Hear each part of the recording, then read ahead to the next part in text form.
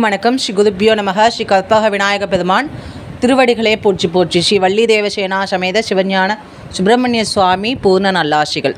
நம்ம சகல வளநலன்களையும் ஆரோக்கியமான வாழ்வையும் மனத்தையும் தேகத்தையும் வலுவத வைக்கக்கூடிய அற்புதமான ஸ்ரீமத் பாம்பன் குமரகுதாச சுவாமிகளினுடைய அருளினாலே அவருடைய திறம்பட கைகளால் எழுதின ஷண்முக கவசத்தினுடைய ஒவ்வொரு பாடல்களையும் பாடி அதனுடைய அர்த்த விசேஷங்களையும் முருகப்பெருமானுடைய ரகசிய திருநாமங்களையும் வேலினுடைய பிரபாவங்களையும் பார்த்துட்டு வரோம்.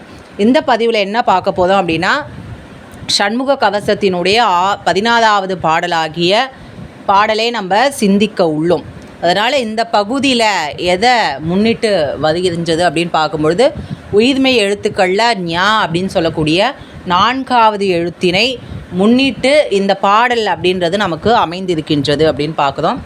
மேலுமே இந்த ஞா அப்படின்னு சொல்லக்கூடிய எழுத்தில் உண்டாகக்கூடிய அந்த ஞமலி அப்படின்னு சொல்லக்கூடிய பகுதி மயிலினை குறிக்கக்கூடியதாக அமைகின்றது. எப்பொழுதுமே வேல் காப்பதாக அப்படின்னு தான் சுவாமிகள் பாடுவார். இந்த பாடலில் மயிலையும் சேர்த்து நமக்கு சுவாமிகள் வணங்கக்கூடிய வகையில் நமக்கு அமைந்திருக்கின்றது குறிப்பிடத்தக்கது அப்படின்னே பார்க்குறோம். பாடல் அப்படின்னு சொல்லிட்டு பார்க்கும்பொழுது, இதற்கு முந்தைய பாடல்களை கேட்கணும், அதனுடைய அது விசேஷங்களை சிந்திக்கணும் அப்படின்னு நினைக்கக்கூடிய அன்பர்கள் கீழே டிஸ்கிரிப்ஷன் பாக்ஸில் லிங்க் இருக்குது, அதை பயன்படுத்தி கேட்டு மகிழுமாறு கேட்டுக்கொள்கின்றேன். இப்பொழுது 14வது பாடலாகிய பாடலை நம்ம சிந்திக்க உள்ளோம். ஞமலியன் பதியன் கைவேல் நவகிரக கோள் காக்க சுமவிழி நோய்கள் தந்த சூளை ஆக்ரானரோகம் திமிர்கடல் வாதம் சோகை சிரமடி கர்ணரோகம் என்னை அணுகாமலே பன்னிது புயன் ஜெயவள் காக்க அப்படின்னு சொல்லிட்டு அற்புதமான ஒரு பிரார்த்தனையை நம்ம சுவாமிகள் இந்த இடத்துல வைக்கிறார். இதனுடைய பாராயண பலன் அப்படின்னு பார்க்கும்பொழுது, இதுக்கு முந்தைய பதிவுகள் அப்படின்றது புறத்தில் ஏற்படக்கூடிய பிரச்சனைகள் நமக்கு பாதுகாப்பு தரக்கூடிய வகையில் பிரார்த்தனை அப்படின்றது இருக்கும். ஆனால் இதில் இந்த பாடல்களில் இருந்து நமக்கு ஏற்படக்கூடிய அகத்திலே ஏற்படக்கூடிய உடலிலே ஏற்படக்கூடிய நோய்களிலிருந்து விமோசனம் தரக்கூடிய வகையில் பிரார்த்தனை அப்படின்றது நமக்கு அமைந்திருக்கும். அதாவது நமக்கு உடலில் ஏற்படக்கூடிய பிரச்சனைகள், நோய்கள் மற்றும் உறுப்புகளில் ஏற்படக்கூடிய சம்பந்தமான பிரச்சனைகள்லேருந்து, அந்த நோய்கள்லேருந்து நமக்கு விடுவு தரக்கூடிய வகையில் முருகப்பெருமானுடைய அருள் என்பது நமக்கு அமையப்பெறும் அப்படின்னே பார்க்குறோம். ஞமலியம் அப்படின்னு சொல்லும் பொழுது, ஞமலி அப்படின்னு சொல்லும் பொழுது மயிலை முன்னிட்டு அதனுடைய அர்த்த விசேஷம் என்பது நமக்கு அமைகின்றது. மயில் அப்படின்னு சொல்லிட்டு பார்க்கும்பொழுது ஓங்காரத்தினுடைய வடிவம் மயில் அப்படின்றதாக அமைகின்றது. முருகப்பெருமானுடைய வாகனமாக இருக்கக்கூடிய தனிச்சிறப்பும் இந்த மயிலுக்கு உண்டு. மயில் அப்படின்னு சொல்லிட்டு பார்க்கும்பொழுது 3 வகையான மயில் என்பது முருகப்பெருமானுடைய வாகனமாக நமக்கு அமைந்திருக்கின்றது. ஒன்று தேவமயில், 2வது அசுர மயில், அடுத்ததாக இருக்கக்கூடியது சம்ஹார மயில் அப்படின்னு சொல்லக்கூடியது. அதாவது முருகப்பெருமான் ஏறக்கூடிய மயில் அப்படின்றது தேவ மயில் அப்படின்னு சொல்லி இருக்கக்கூடியதாகவும், அடுத்ததாக அசுர மயில் அப்படின்னு சொல்லக்கூடியது சூதனை வதம் செய்து சுவாமி சேவலும் மயிலுமாக தன்னிடம் சேர்த்து கொண்டதுக்கு அடையாளமாக அந்த மயில் என்பது நமக்கு அமைகின்றது அப்படின்னு பார்க்குறோம். அந்த மயிலினை வாகனமாக கொண்டவன் ஞமலி அப்படின்னு சொல்லக்கூடியது மயிலினை முன்னிட்டு இருக்கக்கூடிய அர்த்தமாக பிங்கள நிகண்டு அப்படின்னு சொல்லக்கூடிய தமிழ் நூல் நமக்கு தெளிவாகவே சொல்கின்றது. அம்பரியன் அப்படின்னு சொல்லக்கூடியது மயிலை ஊர்தியாக கொண்டவன், அவனுடைய கைவேல் அப்படின்றது நம்மை நவகிரக கோள் காக்க அப்படின்னு சொல்லக்கூடியது. நவகிரகங்களால் ஏற்படக்கூடிய பிரச்சனைகள், ஒவ்வொரு கிரகத்திற்குமே ஒவ்வொரு உறுப்புகளில் நமக்கு அதனுடைய காரகத்துவம் அப்படின்றது நமக்கு அமைகின்றது.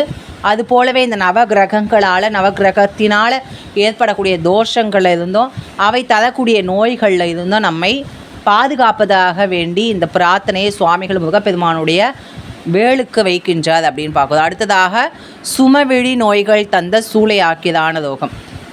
கண்கள் அப்படின்னு சொல்லக்கூடியது ஒரு ஞானேந்திரியங்களில் ஒன்று.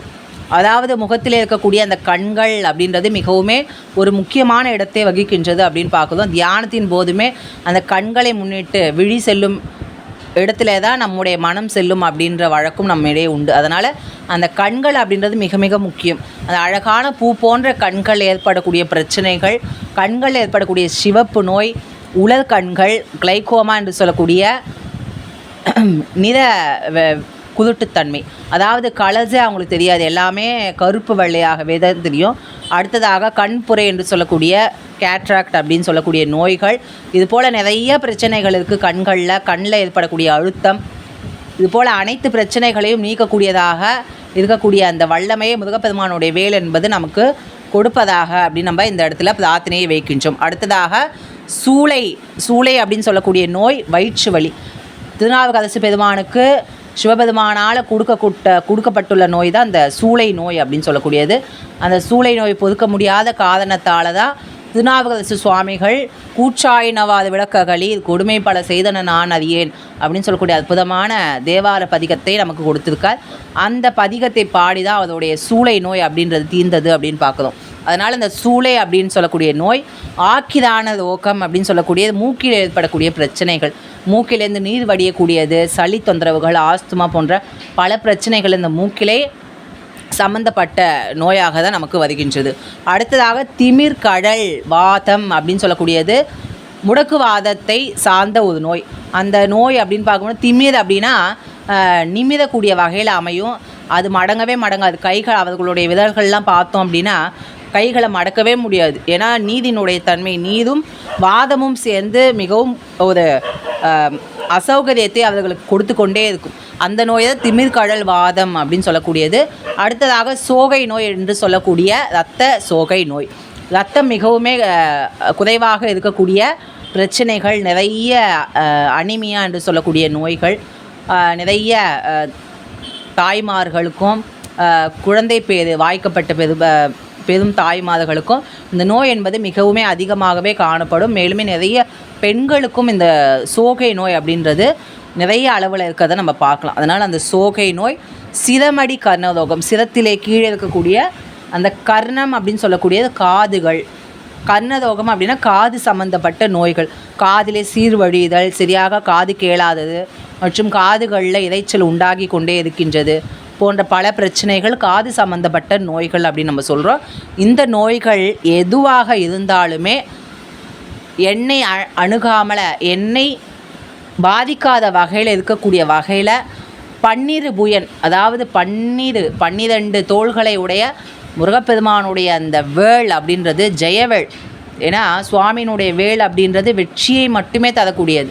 சூத பதுமாதியர்களை அழித்து ஆணவ கண்ம மாயாமலங்களை அழித்து வெற்றியை மட்டுமே தரக்கூடிய வேள் இருப்பதால் அதற்கு ஜெயவேள் அப்படின்னு சொல்லக்கூடிய ரகசிய திருநாமங்களுடைய விளக்கங்களாக இங்கு சுவாமிகள் நமக்கு கொடுத்திருக்கின்றார். அதுபோலவே ஜெயவேள் அப்படின்னு சொல்லக்கூடிய வெற்றியை தரக்கூடிய வேள் நம்மை காப்பதாக அப்படின்னு சொல்லிட்டு, இந்த பாராயண பலன் அப்படின்னு பார்க்கும் பொழுது நவக்கிரகங்களால் ஏற்படக்கூடிய பிரச்சனைகள், கண் சம்பந்தப்பட்ட நோய்கள், வயிற்று வலி சம்பந்தப்பட்ட நோய்கள், மூக்கு சம்பந்தப்பட்ட நோய்கள் மற்றும் வாத நோய் என்று சொல்லக்கூடிய முடக்குவாதம் சம்பந்தப்பட்ட நோய்கள், காது சம்பந்தப்பட்ட நோய்கள் போன்ற எல்லா நோய்களிலிருந்தும் நமக்கு விமோச்சனம் அப்படின்றது நமக்கு இந்த பாடலை பாடுவதனால நமக்கு கிடைக்கும். மேலுமே பல்குத்தல் நோய் அப்படின்னு சொல்லக்கூடிய நோயுமே இந்த பிரச்சனைகளிலிருந்து நம்மை பாதுகாக்கும். பல்குத்தல் அப்படின்னு சொல்லக்கூடியது பல் சம்பந்தப்பட்ட நிறைய பிரச்சனைகள் அப்படின்னு சொல்லக்கூடிய நோய்களும் நமக்கு முருகப்பெருமானுடைய அருளினாலும் இந்த பாடலை மிகவும் பக்தி ஸ்ரத்தையோட படிக்கிறதுனாலும் ஸ்ரீமத் பாம்பன் சுவாமிகளுடைய கிருபா கடாட்சத்தாலும் நோய்கள்லேருந்து நமக்கு கண்டிப்பாக விமோசனம் அப்படின்றது நமக்கு கிடைக்கும். இந்த பதிவு உங்களுக்கு பயனுள்ளதாக இருக்கும் என்று நம்புகின்றேன். அடுத்த பதிவிலே அடுத்த பாடலுடன் உங்களை சந்திக்கும் வரை உங்களிடமிருந்து விடைபெறுகின்றேன். நன்றி, வணக்கம். குருகுகாச்சதனம் குஹால்பனமஸ்து.